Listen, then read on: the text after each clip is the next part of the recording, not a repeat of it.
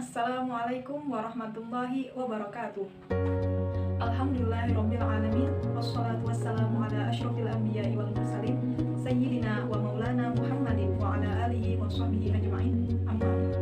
Yang terhormat Ibu Pembimbing Muhadarah, Ibu Fitriani, teman-teman sekalian mahasiswa program khusus ulama putri yang insyaallah dirahmati oleh Allah. Segala puji bagi Allah yang telah melimpahkan rahmat dan karunia-Nya kepada kita semua sehingga kita dapat melaksanakan muhadarah meskipun lewat virtual.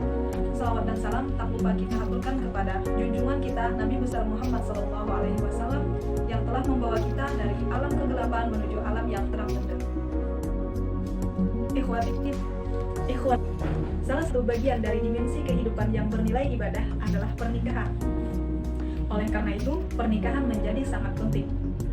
Manusia dewasa yang sehat jasmani dan rohani memerlukan teman hidup untuk mewujudkan ketentraman, kesejahteraan, dan kedamaian dalam membangun rumah tangga. Demi mencapai keluarga yang sakinah, mawaddah, dan warahmah.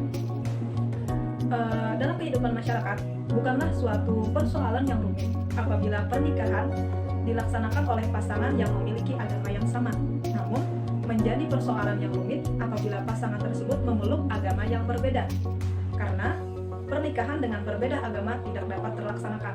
Lantas, bagaimana apabila pasangan tersebut tetap ngotot untuk melaksanakan pernikahan? Oleh karena itu, pada kesempatan ini saya akan membawakan sebuah pidato yang berjudul Konsekuensi Nikah Beda Agama. Pernikahan beda agama adalah ikatan lahir dan batin seorang pria dan wanita yang berbeda agama yang menyebabkan tersangkutnya peraturan tentang syarat-syarat dan tata cara pelaksanaan pernikahan sesuai dengan hukum agama masing-masing untuk mewujudkan keluarga yang bahagia dan kekal berdasarkan ketuhanan yang Maha Esa. Dalam Islam, pernikahan beda agama dibagi menjadi 3. Yang pertama, pernikahan pria muslim dengan wanita musyrik. Yang kedua, pernikahan pria muslim dengan wanita ahlul kitab. Dan yang ketiga adalah pernikahan wanita muslim dengan pria non muslim, baik musyrik atau ahlul kitab. Baik, kita bahas yang pertama, yaitu pernikahan pria muslim dengan wanita musyrik. Hal ini dengan jelas dilarang oleh Allah Subhanahu wa taala. Dijelaskan dalam firman Allah surah Al-Baqarah ayat 221 yang berbunyi, A'udzu billahi minasyaitonir rajim. Bismillahirrahmanirrahim.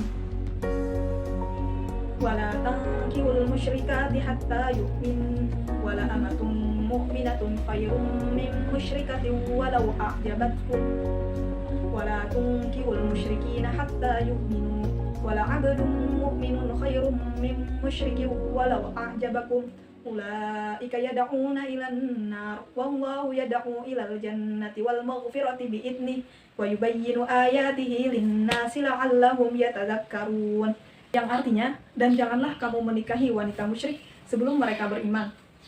Seorang hamba sahaya perempuan lebih baik daripada wanita musyrik meskipun ia menarik hatimu. Dan janganlah kamu menikahkan laki-laki musyrik dengan perempuan dan janganlah kamu menikahkan laki-laki musyrik dengan perempuan yang beriman sebelum mereka beriman. Hamba sahaya laki-laki yang beriman lebih baik daripada laki-laki musyrik.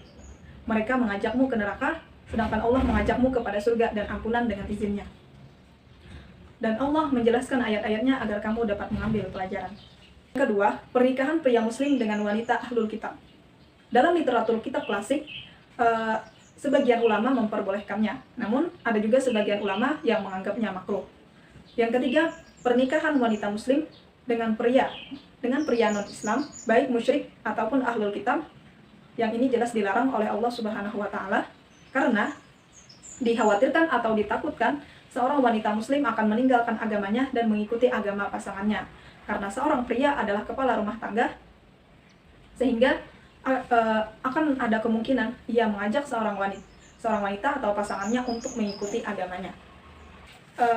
Dosen Prodi Filsafat Agama Fakultas Usuluddin dan Pemikiran Islam, Bapak Fahrudin Faiz, menyatakan bahwa terkait pernikahan beda agama mempunyai beberapa kelemahan.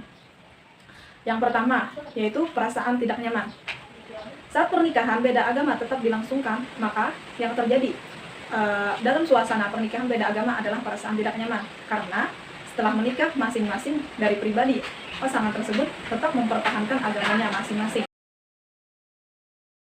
Berbeda agama tentunya menimbulkan perasaan tidak nyaman karena kita hidup bersama orang yang kita anggap salah, sehingga menimbulkan tidak terwujudnya keluarga yang bahagia, atau kalau dalam Islam keluarga yang sakinah, mawaddah, dan warahmah.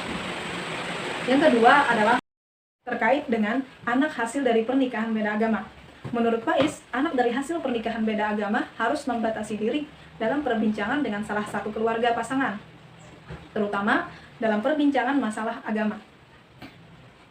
Meskipun sang anak nantinya setelah dewasa dan cakap hukum, bebas menentukan pilihannya untuk memeluk agama, namun tetap saja ada suatu keadaan yang sang anak harus membatasi diri dalam keluarga yang plural. Yang ketiga, dampak dari pernikahan beda agama adalah masih terkait dengan sang anak hasil dari pernikahan beda agama, yaitu munculnya perasaan tidak rela apabila sang anak nantinya mengikuti salah satu agama dari pasangannya ataupun tertarik dengan agama salah satu dari pasangan tersebut. Nah, dari segi hukum terkait dengan kedudukan dan status dari anak hasil pernikahan beda agama, bahwa anak yang sah dalam Undang-Undang Pasal 42 Nomor 1 Tahun 1974 bahwa anak yang sah adalah anak yang dihasilkan dari atau sebagai akibat dari pernikahan yang sah. Oleh karena itu dapat dipahami status anak yang sah itu tergantung dari apabila pernikahan yang sah maka anaknya pun dianggap sah. Sebaliknya berarti dari pernikahan beda agama dianggap tidak sah maka anak tersebut berstatus tidak sah atau anak di luar kawin.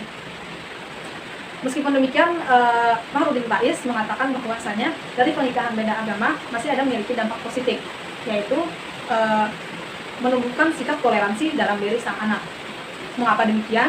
Karena rutinitas dan segala kegiatan dalam kehidupan sang anak dari usia sejak dini hingga ia dewasa memaksa dirinya mau tidak mau harus bersikap toleransi. Jadi dari pernikahan beda agama tersebut sang anak pun memiliki rasa toleransi yang tinggi. Melihat yang demikian, membandingkan antara konsekuensi yang berupa dampak positif dan negatif, maka mungkin lebih cenderung banyaknya dampak negatif yang didapatkan dari pernikahan beda agama. Sehingga alangkah baiknya kita hindari pernikahan beda agama. Mungkin demikian saja yang dapat saya sampaikan. Salah dan hilaf mohon maaf. Akhirul kalam, wabillahi taufiq wal hidayah. Assalamualaikum warahmatullahi wabarakatuh.